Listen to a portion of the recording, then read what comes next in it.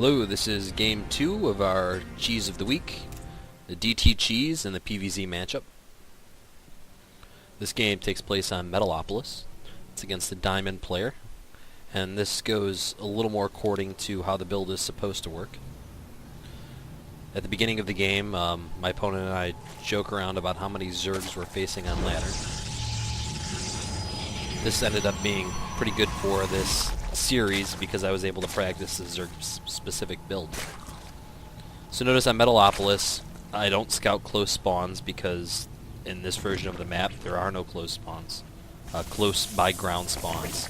So I scout close by air and the far one.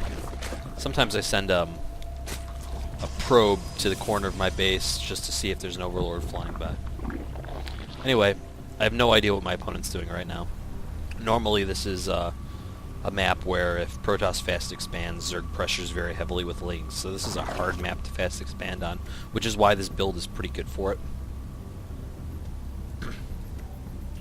Zerg also in this kind of position can probably fast expand right after the spawning pool without really being punished, because if I send Zealots they have a long distance to walk. Anyway, the normal build here, I do a wall off, gateway, cybernetics core. A lot of times I'll have these in swapped positions so that this little hallway here where the gateway, or where the Zealot sits, the gateway is next to it so the Zealot can pop out. I also keep this hallway near my probe so I can marshal them, but these are all little things. A lot of people prefer the little hallway on the right side. Anyway, this is just normal game, except with this really weird macro hatch sitting in the middle. A couple of Zerglings are sent to scout and take the towers, which is why it was important for me to pull this probe. After I saw the spawning pool was almost done, I pulled the probe and moved it to the close by ground position of my opponent. Right at about 24 food is where I throw it on this pylon here. So I have 3 gateways. This looks like a 3-gate expand. I fully expect an overlord to come in and be sacked. Looking at my tech, and they'll see 3-gate. Think immediately I'm expanding. The only thing that's not going to give it away is my sentry count. So normally I have a sentry. I try to keep it look like I'm trying to hide my sentries. So right after this pylon finishes, I start a Twilight Council. Sometimes this comes before the gateways. That's okay. Now Zerg is doing a slightly later than expected hatchery, but they have the macro hatchery. So and roaches apparently. So this is a little bit unique. I usually don't see this, but this is a decent player. He's marshalling his drones over. He has the roach warren, and as soon as I throw down my gateway, or my nexus and my natural, this is a really big problem because roaches, a ton of roaches spawning from those larvae can come out, and right now a lot of roaches are being created. So this is more a distraction. I'm fully expecting to be able to cancel this, and I have the trifecta of units here: sentry, stalker, and the Zealot. The Stalker will go and kill any Overlord that tries to be sacked, so he can't get a total count on my sentries. 1 sentry to be visible, so it looks like I'm doing a normal expansion with the Forge and the Nexus. The fact that he scouted this is very good. Now, as soon as I got 250 gas, which came a little bit later from the sentry, I put down this Dark Shrine. So I have these units out here. I'm expecting him to push and try to make me force a cancel or something. That's totally fine. And the most important thing is just to save these units, try and delay an attack as long as possible if one comes. So anyway, my Dark Shrine's almost done. Speed it up a little bit. Made sure I've got 3 warp gates ready, because 3 is the magic number for those Templar. And now I'm going to warp in here. I felt this was close enough. A lot of times I build a proxy pylon. So what I do with these is I rally them first to 3rd, but I don't attack that immediately. I usually will keep one there and wait a few seconds until they all hit together, so there's not time to put down spore crawlers. So it looks like I'm in pretty good position here. There's an evolution chamber, so we can throw down spores, but I'm not too worried about those just yet. And now there's the lair, so he can warp in an Overseer, and that's what bothers me. So I'm going to pause it here. Notice I've grabbed DTs. I threw 2 at one base and 1 at the other. If there's a third, I just split all 3 of them up. And what I do is I take these and I hold shift and right click on as many drones as possible. And they do the same up here. Drone targeting is extremely important, especially immediately, because it'll allow you to kill as many drones as you can right away. So I'm going to throw on the workers killed count and just kind of spot this.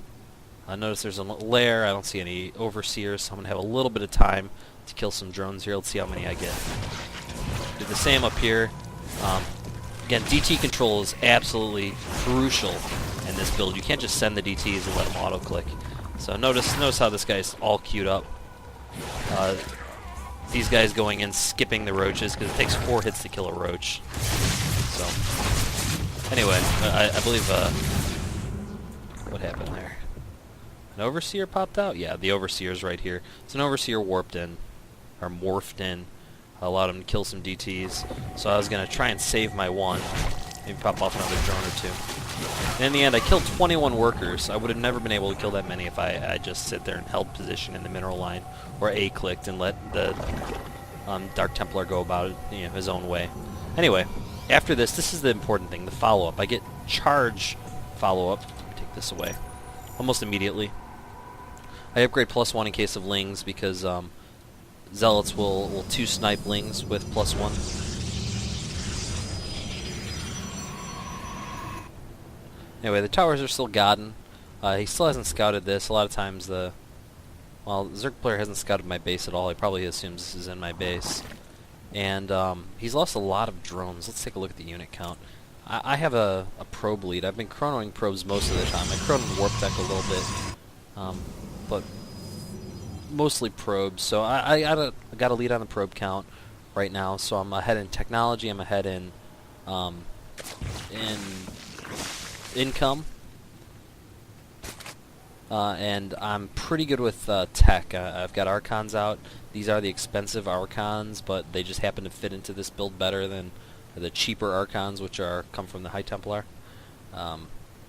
Here's an Overlord being sacked here. I think I just might ignore it. I put a few pounds on my base to try and stop a Nidus warping. One of the problems with creating this hallway is that Archons don't fit in the small hallways. Anyway, roaches are coming in. This is a typical transition for Zerg. Zerg likes roaches because they kill all gateway units. I don't have any robos, so it seems like a smart move. I don't have any Stargate either, so his roaches should be pretty strong against any gateway units I throw at it, but Archons and Chargelets are very strong. Zealots in general work pretty well against roaches.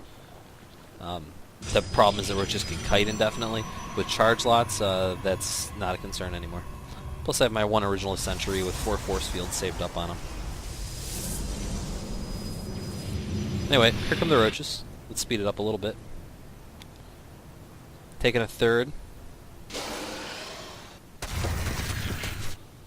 A lot of times I'll send DTs to scout, see when a third is coming. Often overseers will be waiting. So I screw up here a little bit. I've got a decent army, but I could have gotten those force fields down pretty quick. Anyway, I'm warping in zealots, the meat of my army. Notice how low this overseer gets. If the overseer dies, you can keep these DTs on the field, and their DPS will do pretty well. The problem with DTs is they die too quickly when there's detection. So if they're nested in a bunch of other units, they work pretty well, and if there's no detection, they work great. But these Archons for splash is really what we need.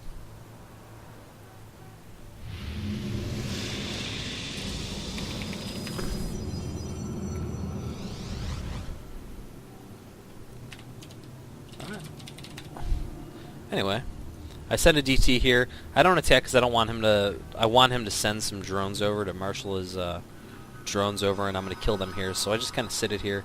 I don't want it to attack. I've got my Archons that I've been cranking away. I've got my Zealots. I've been doing upgrades. I've got 1-1. I'll have 2-1, I believe. Well, maybe not right away. And I want to wait until he sends all these drones so I can kill as much as possible. The drones aren't coming, though. And it's good to get a wide surface area when you have this army composition so the Zealots don't get trapped behind the Archons. So I'd like him to send some drones. Then I'm going to start killing the drones. Then when his army comes, I'm going to surround the army as best as I can. Well, or maybe I don't wait at all.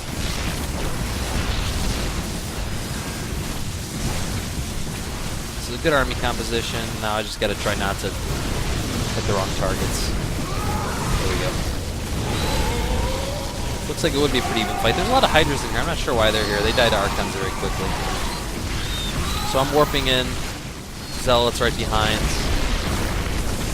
And because those Roaches and Hydras are all bunched up, those Archons just did, I believe the phrase is terrible, terrible damage. So he's doing a good job kiting, but it's a little too late. These Archons will live forever for the most part. I've got this one injured guy, pull him all the way back. That's always nice when someone takes 300 hit points out of a unit and you leave it there, and you leave it back to recharge. Anyway, this one's about to die. I don't get to save him. But yeah, I have one or two DTs in here just because it takes too long to warp them, and they do good DPS as long as they're not dying. There we go. 1 DTs. And this is pretty much it. So you can see I won with that big attack in the middle, the charge a lot Archon. The initial attack worked pretty well. It equalized me. And the follow-up attack was just deadly. So anyway, we're talking for a little bit. I go and clean up the base. Nothing big. Whenever a Zerg GG's me or says, you know, nice game or something along those lines, I always assume it's because he's waiting for his Blue Lords to warp in. So I go and kill everything except for one building so we can chat a little bit. I mentioned that a quick Roach follow-up will sometimes win against this build. It's not very true. This build doesn't lose a whole lot other than getting caught. And that's it. That's game 2, so hope you enjoyed.